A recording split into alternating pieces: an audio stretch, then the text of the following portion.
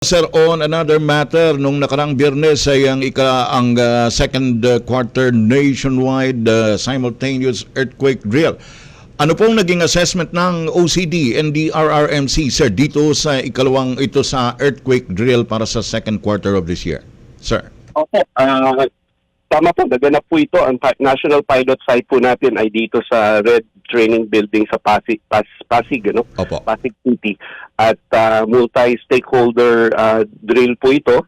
Dinaluhan po ng ating mga bossing, kagaya po ni Secretary Solidum at ni Undersecretary Espino ng DND representing the SND at yung mga responders po at Opo.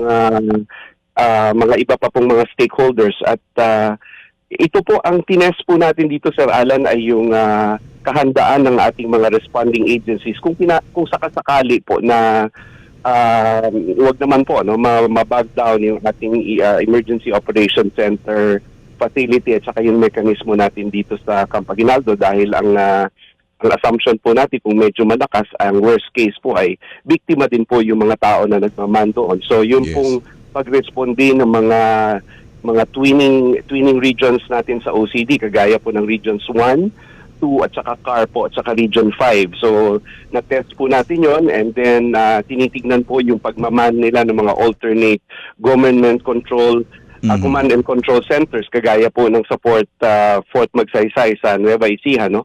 So far po okay naman po ang ating assessment, no, at well participated.